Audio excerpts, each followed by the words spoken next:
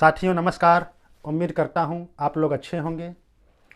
साथियों आज हम लोग 18वीं शताब्दी में मुग़ल साम्राज्य के पतन के बाद उभरने वाले स्वायत्त राज्यों पर चर्चा करेंगे।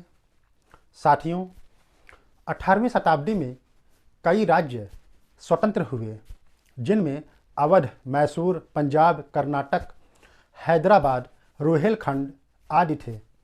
साथियों हम सबसे पहले अवध राज्य पर चर्चा करेंगे। पश्चिम के कन्नौज से लेकर पूर्व में कर्मनाशा नदी तक फैला अवध एक विस्तृत और समृद्धशाली क्षेत्र था। अवध राज्य की स्वतंत्रता की घोषणा सन 1722 ईस्वी में सआदत खान बुरहान मुल्क ने किया था। ईरानी शिया गुट के इस सदस्य को अर्थात सआदत खान बुरहान मुल्क को मुग़ल सम्राट मुहम्मद शाह ने अवध का सूबेदार नियुक्त किया था।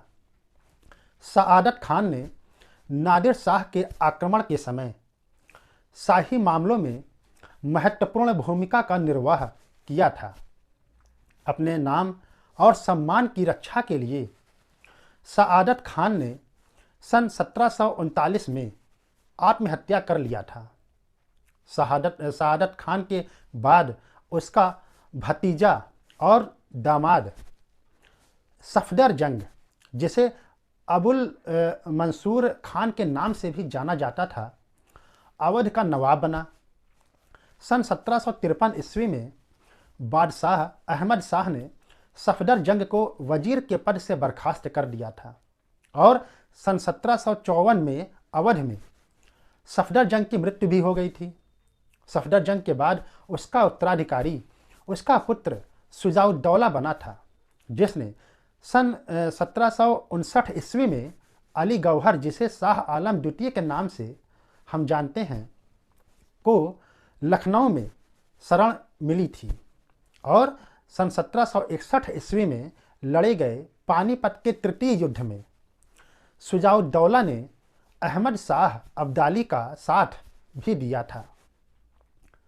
साथियों अंग्रेज़ों और बंगाल के अपदस्थ नवाब मीर कासिम के बीच लड़े गए बक्सर के युद्ध, जो 1764 ईस्वी में हुआ था, में शुजाउद्दौला ने बंगाल के नवाब का साथ दिया था। अब अगले नवाब सआदत खान ने अवध साम्राज्य पर सन 1738 से 1814 ईस्वी तक शासन किया था। सआदत खान ने अंग्रेज़ों से सहायक संधि भी कर ली थी और अंग्रेज़ों ने अवध को तब तक एक मध्यवर्ती राज्य यानी बफर स्टेट के रूप में प्रयोग किया जब तक उनका मराठों पर पूर्ण आधिपत्य या मतलब नियंत्रण स्थापित नहीं हो गया। साथियों अवध का अंतिम नवाब वाजिद अली शाह था, जिसने 1847 ईस्वी से 1856 ईस्वी तक शासन किया था। इसी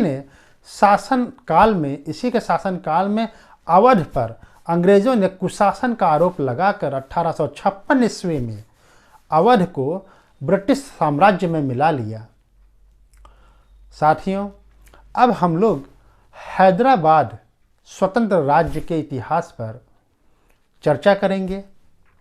हैदराबाद में स्वतंत्र आसफ जाही वंश की स्थापना मुग़ल बादशाह मुहम्मद शाह द्वारा दक्कन में नियुक्त सूबेदार चिनकिलिच खान ने सन 1724 ईस्वी में किया था।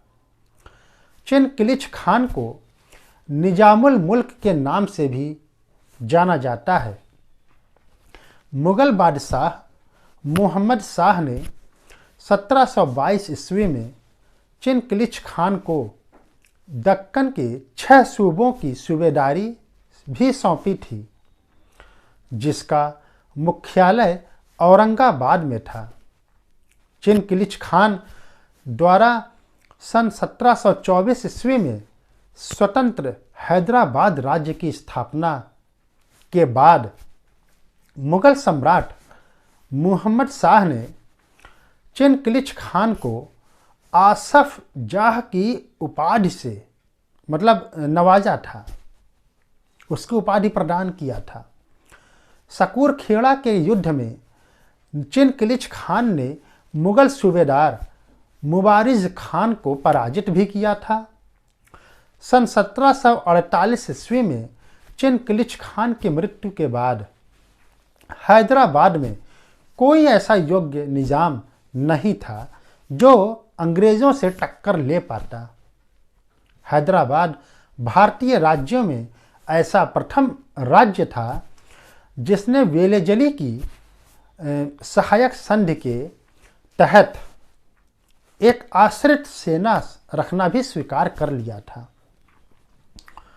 साथियों, अब हम लोग भरतपुर के विषय में, भरतपुर स्वतंत्र राज्य के विषय में जानने का प्रयास करेंगे। भरतपुर में स्वतंत्र जाट राज्य की संस्थापना चूड़ामल एवं बदन सिंह ने किया था। इस राज्य के जाट नेता सूरजमल को जाट जाति का प्लेटो कहा गया। अब हम लोग स्वायत्त मैसूर राज्य की चर्चा करेंगे। चर्चा करते हैं तो हम तालिकोटा का निर्णायक युद्ध से शुरुआत करते हैं। तालिकोटा का निर्णायक युद्ध जिसने विजयनगर साम्राज्य का अंत कर दिया के अवशेषों पर जिन स्वतंत्र राज्यों का जन्म हुआ था उनमें मैसूर एक महत्वपूर्ण प्रमुख राज्य था। मैसूर पर वाडियार वंश का शासन था। इस वंश के अंतिम शासक चिक्का कृष्णराज द्वितीय के शासनकाल में राज्य की वास्तविक सत्ता देवराज और नंदराज के हाथों में चली गई थी। मैसूर इस समय मराठों और निजाम के बीच संघर्ष का मुद्दा बना हुआ था, क्योंकि मराठे लगातार मैसूर पर आक्रमण करके उसे वित्तीय और राजनीतिक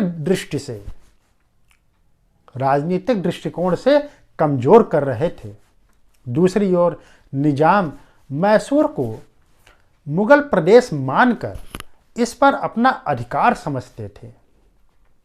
सन 1755 ईस्वी में हैदर अली डिंडीगुल का फौजदार बना था। इसी समय मैसूर की राजधानी श्रीरंगपट्टनम पर मराठों के आक्रमण का भय व्याप्त हो गया था। परिणाम स्वरूप हैदर अली को राजधानी की राजनीति में हस्तक्षेप कर नंदराज और देवराज को राजनीति से संन्यास लेने के लिए विवश किया गया। मैसूर राज्य के हैदर विरोधी गुट ने मराठों को मैसूर पर आक्रमण करने के लिए आमंत्रित किया था। 1760 ईस्वी में हैदर मराठों द्वारा पराजित हो गए, लेकिन शीघ्र ही पानीपत के तृतीय युद्ध में मराठों की पराजय ने हैदर अली को अपनी स्थिति को मजबूत करने का अवसर अवश्य दे दिया था। सन 1761 ईस्वी तक हैदर अली के पास मैसूर की समस्त शक्ति केंद्रित हो चुकी थी। डिंडीगुल में हैदर अली ने फ्रांसीसियों के सहयोग से 1755 ईस्वी में एक शस्त्रागार की स्थापना किया था। साथियों, इसी प्रकार स्वतंत्र रुहेलखंड राज्य की स्थापना वीर दाऊद और अली मुहम्मद खान ने किया था। इसी तरह स्वतंत्र कर्नाटक राज्य के संस्थापक सादतुल्ला खान को माना जाता है। सादतुल्ला खान ने आरकाट को अपनी राजधानी बनाया था। कर्नाटक का प्रयोग अंग्रेज और फ्रांसीसियों ने भारतीय युद्धों के मैदान के रूप में किया था। British governor general Lord Wellesley ने मैसूर के शासक टीपू सुल्तान के साथ गुप्त और षड्यंत्रात्मक पत्राचार करने का आरोप लगाकर कर्नाटक के नवाब मुहम्मद अली और उनके उत्तराधिकारी ओम दुत उल उमेर से राजगद्दी का अधिकार छीन लिया था। साथियों, इस प्रकार आज हम लोगों ने मुगल साम्राज्य के पतन के बाद स्वतंत्र राज्यों के उदय पर चर्चा किया है, जिसमें प्रमुख रूप से आज हम लोगों ने मैसूर, अवध, हैदराबाद, कर्नाटक, रुहेलखंड राज्यों पर चर्चा किए हैं। साथियों, आने वाले वीडियो में हम लोग प्रथम आंग्ल मैसूर युद्ध, द्वितीय आंग्ल मैसूर युद्ध और तृतीय एवं चतुर्थ आंग्ल मैसूर युद्ध पर चर्चा करेंगे। साथियों, इसी के साथ मेरा आपको नमस्कार।